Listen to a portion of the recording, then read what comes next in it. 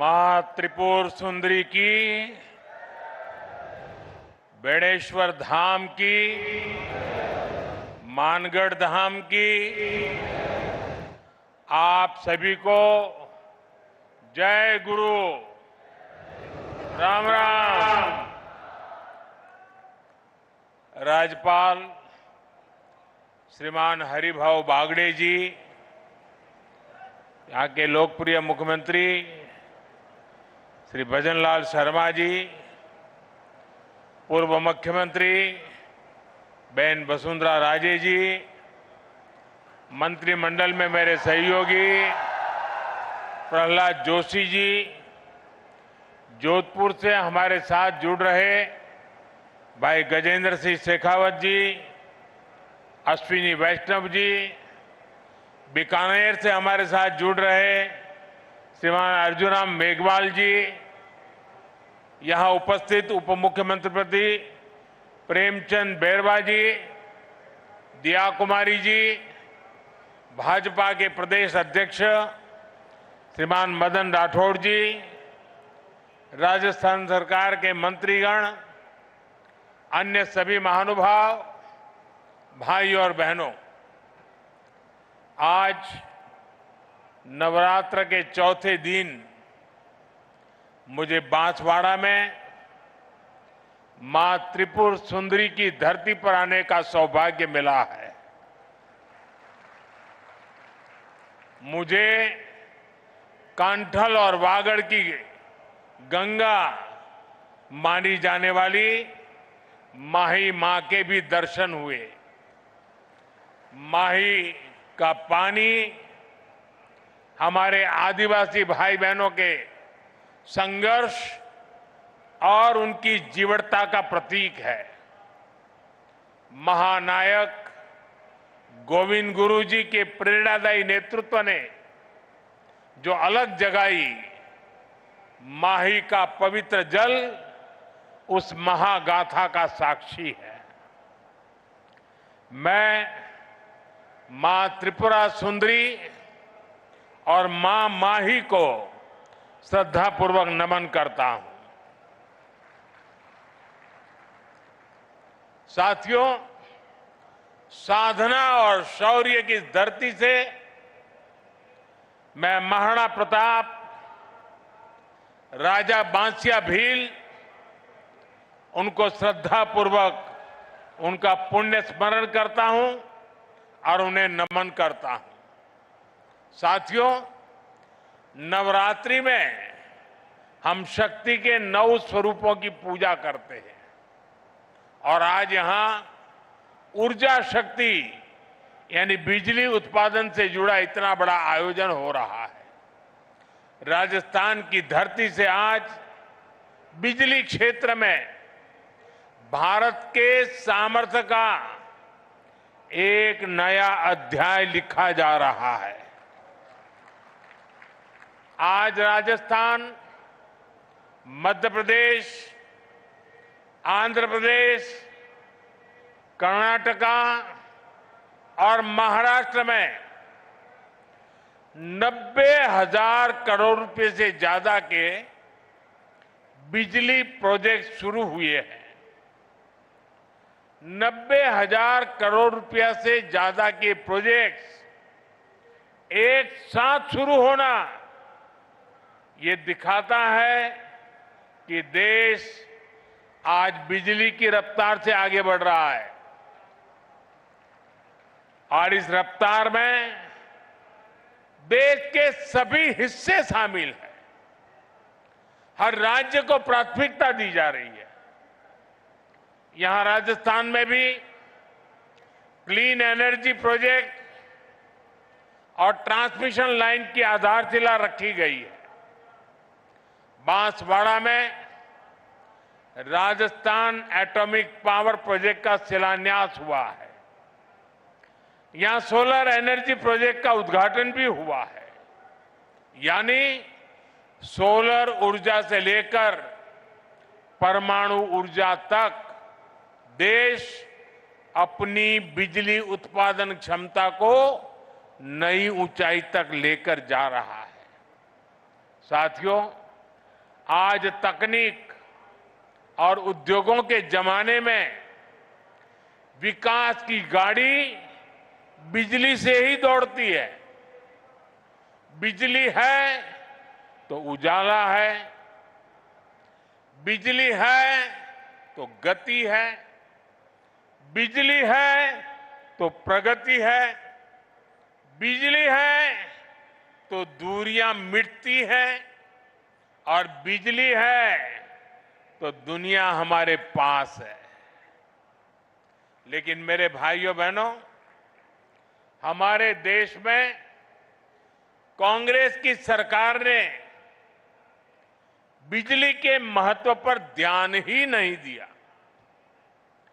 जब 2014 में आपने मुझे सेवा का अवसर दिया और जब मैंने दायित्व संभाला तो देश के 2.5 करोड़ घर ऐसे थे जहां बिजली का कनेक्शन नहीं था।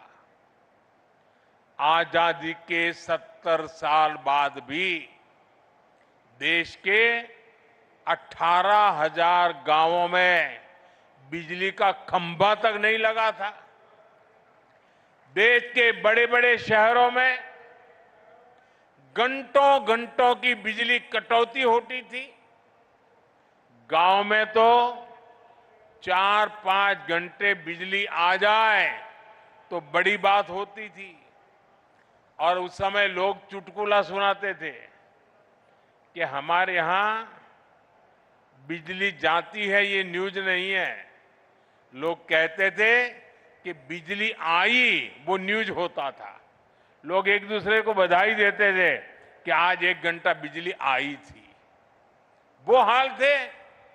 आज बिजली नहीं थी तो फैक्ट्रियां भी नहीं चल पाती थी, नए उद्योग नहीं लग पाते थे।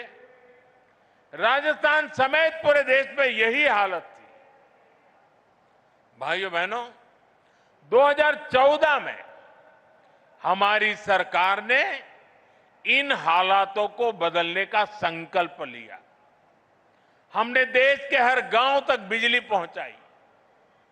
हमने 2.5 करोड़ घरों को मुफ्त बिजली कनेक्शन दिया और जहां जहां बिजली के तार पहुंचे वहां बिजली भी पहुंची।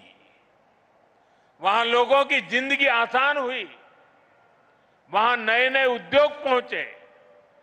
साथियों, 21वीं सदी में जिस देश को तेज गति से विकास करना है उसे अपने यहां बिजली उत्पादन बढ़ाना ही होगा और इसमें भी सबसे सफल वही देश होंगे जो स्वच्छ ऊर्जा यानी क्लीन एनर्जी में आगे रहेंगे। इसलिए हमारी सरकार स्वच्छ ऊर्जा के अभियान को एक जन आंदोलन बनाकर काम कर रही है।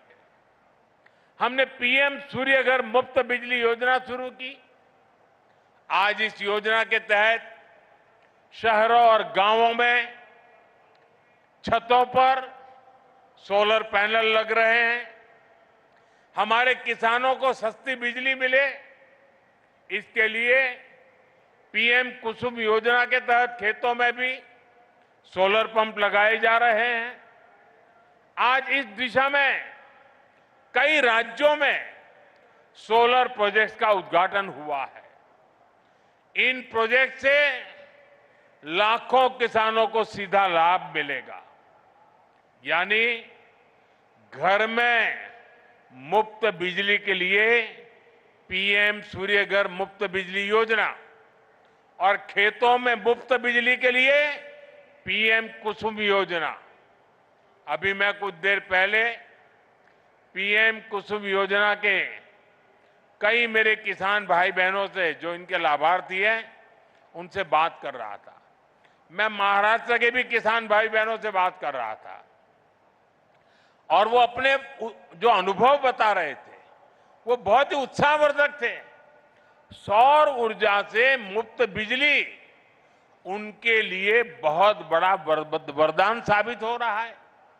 साथियों, आज भारत विकसित होने के लिए तेज गति से काम कर रहा है और इसमें राजस्थान की भी बड़ी भूमिका है।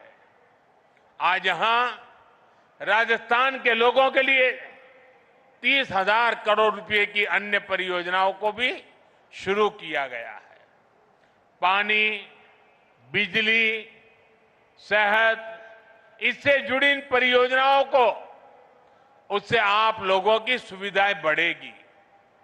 मैंने अभी वंदे भारत समेत 3 नई ट्रेनों को हरी झंडी भी दिखाई है।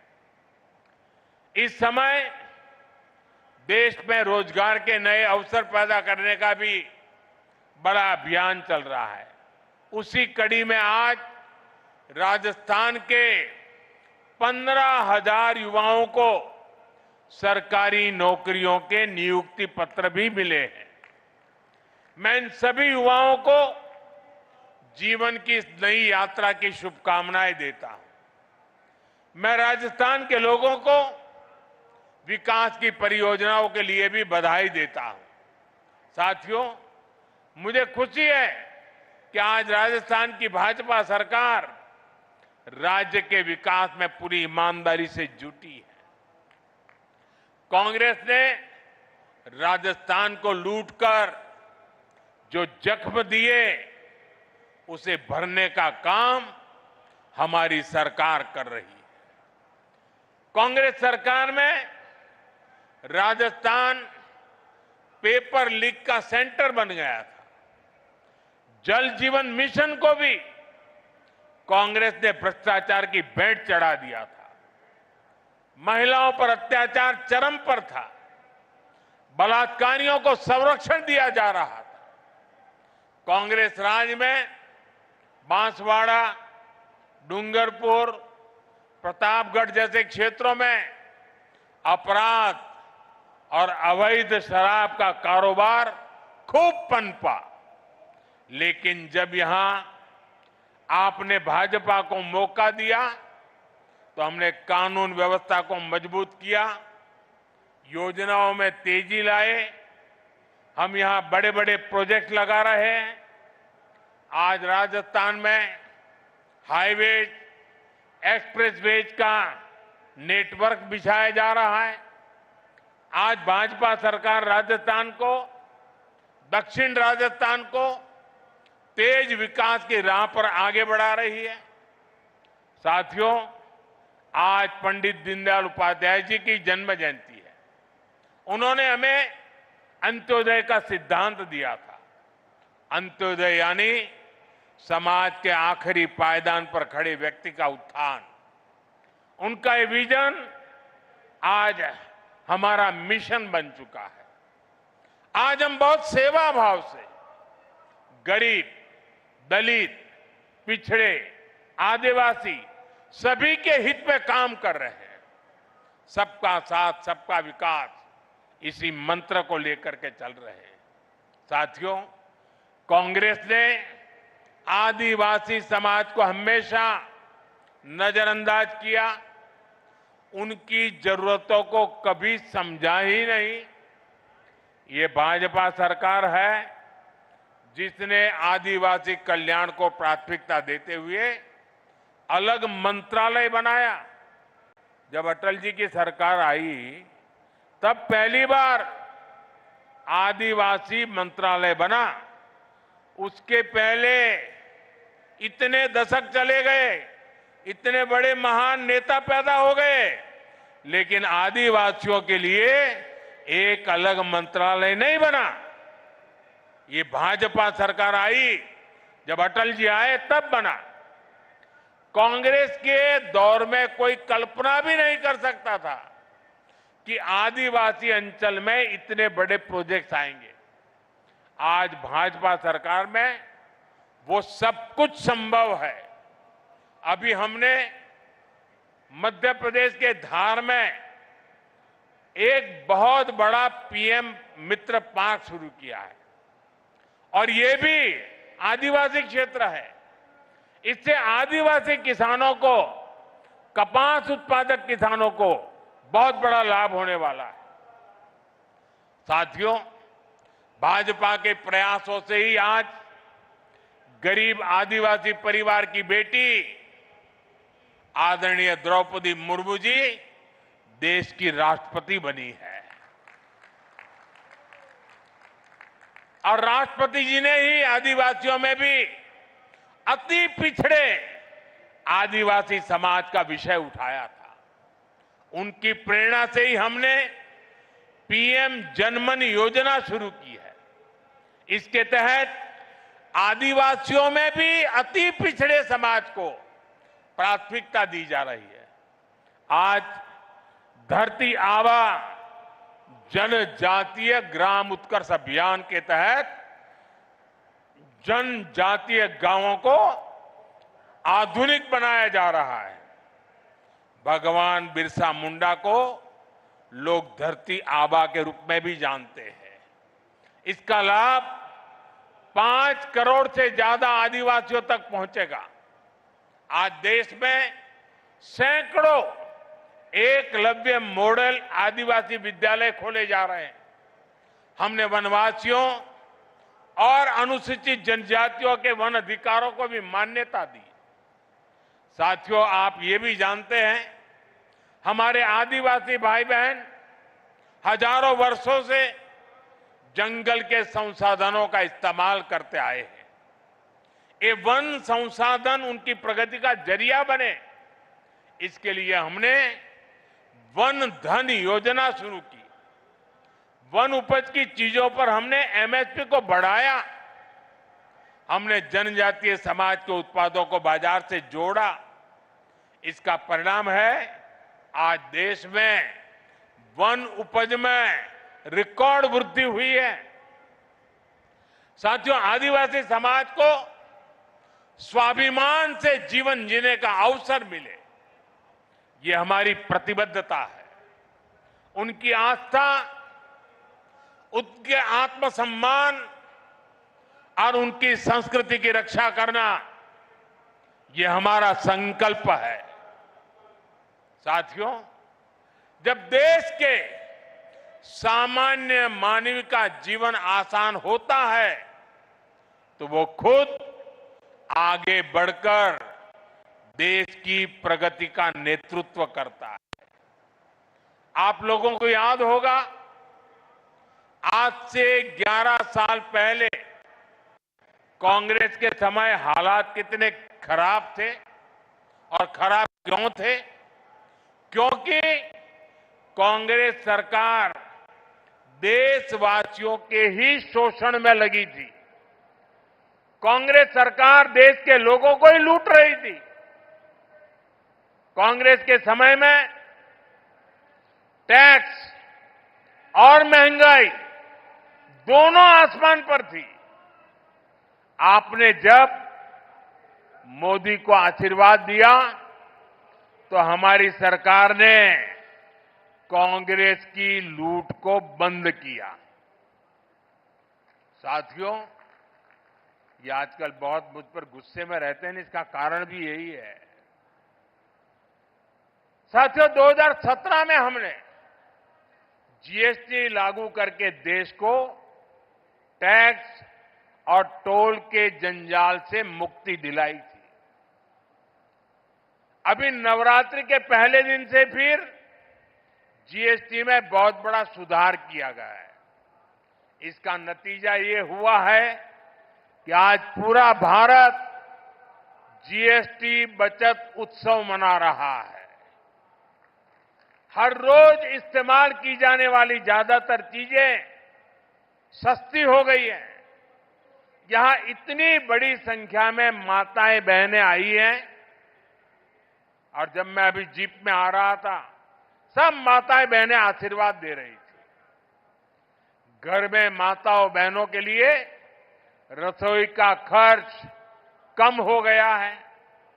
साथियों, साल 2014 से पहले अगर आप साबुन, शैम्पू, टूथपेस्ट, टूथ पाउडर ऐसे रोजमर्रा के सामान पर अगर आप 100 रुपये की चीज खरीदते थे तब ये 100 रुपये का सामान आपको 131 रुपये का पड़ता था। सामान 100 का और देना पड़ता था 131 रुपया। और 2014 के पहले की बात कर रहा हूं, जो आजकल बयान बहादुर भांति भांति के झूठ फैला रहे हैं ना,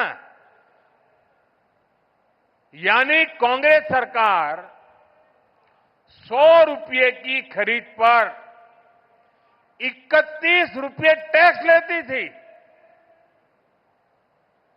2017 में जब पहली बार हमने जीएसटी लागू किया तो यही 100 रुपये का सामान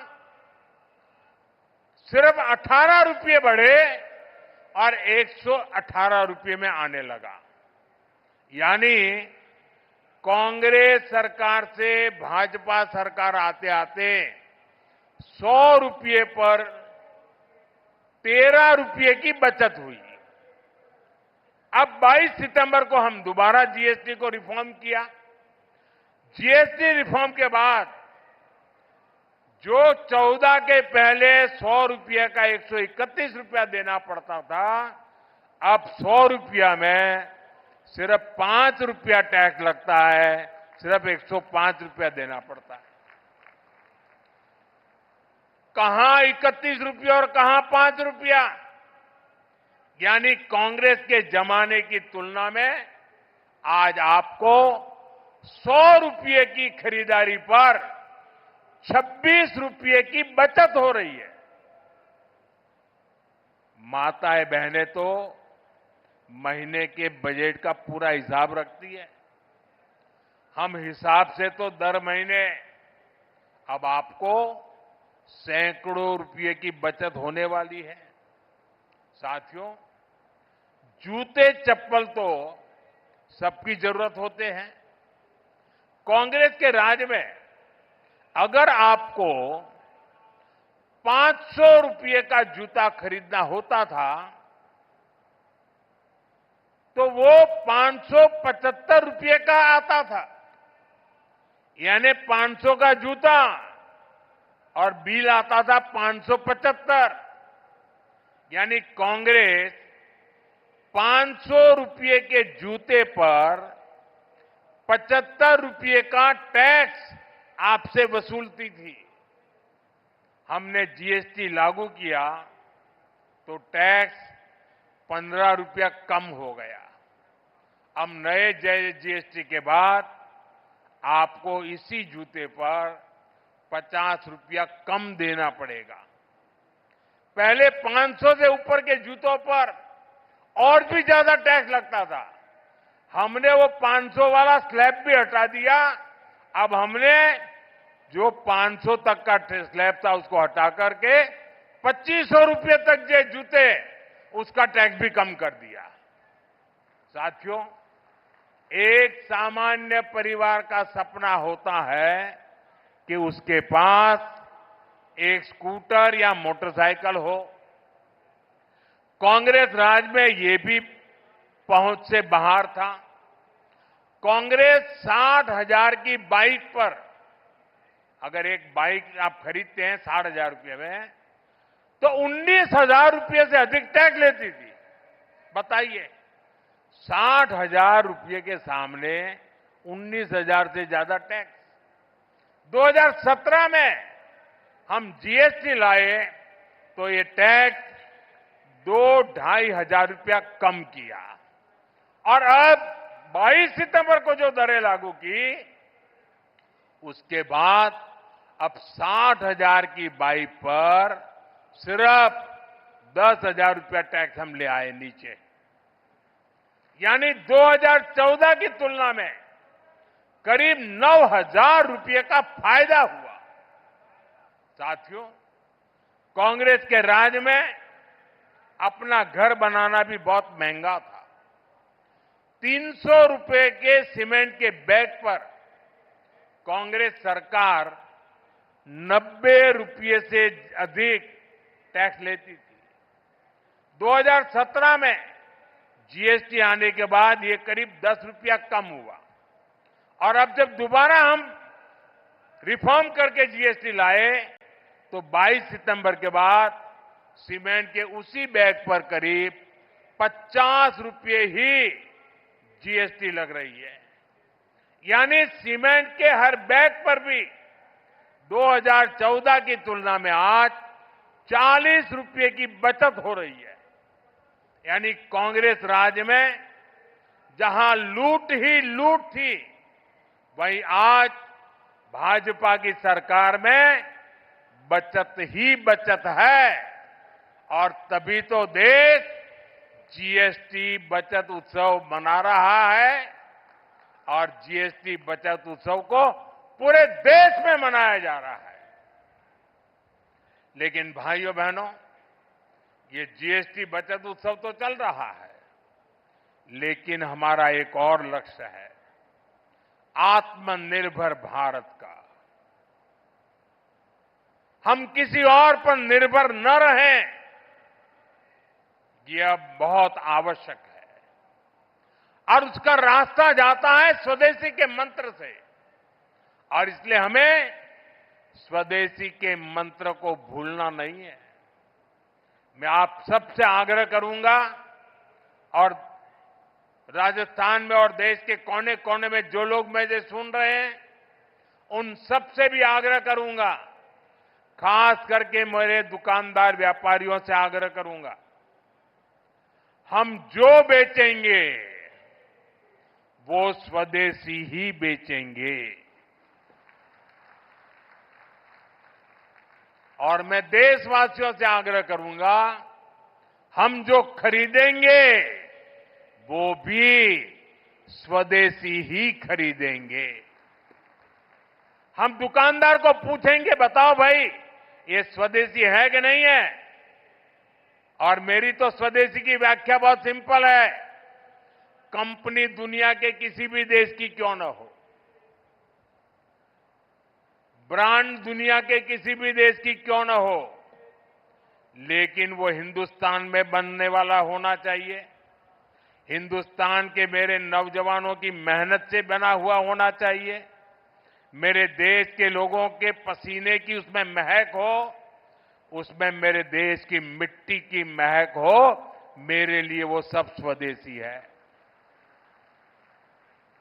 और इसलिए मैं सभी व्यापारियों को कहता हूं, दुकान पे एक बोर्ड लगाइए, गर्व से कहो ये स्वदेशी है।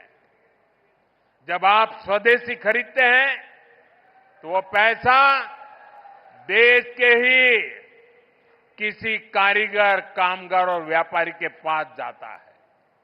वो पैसा देश के बाहर न जाकर देश के विकास में लगता है। उससे नए हाईवे बनते हैं, नई सड़कें बनती हैं, स्कूल बनते हैं, अस्पताल बनते हैं, गरीबों के लिए घर बनते हैं। और इसलिए साथियों, हमें स्वदेशी को अपना स्वाभिमान बनाना है। मैं चाहूंगा त्योहारों के इस मौसम में आप सब स्वदेशी ही खरीदने का संकल्प लें। इसी संकल्प के साथ मैं एक बार फिर विकास और रोजगार से जुड़ी ढेर सारी परियोजनाओं के लिए आप सबको बहुत बहुत बधाई देता हूं। बहुत बहुत धन्यवाद। मेरे साथ पूरी ताकत से बोलिए, भारत माता की। दोनों हाथ ऊपर करके मां भारती का जय जयकार करें। भारत माता की, भारत माता की, भारत माता की। बहुत बहुत धन्यवाद।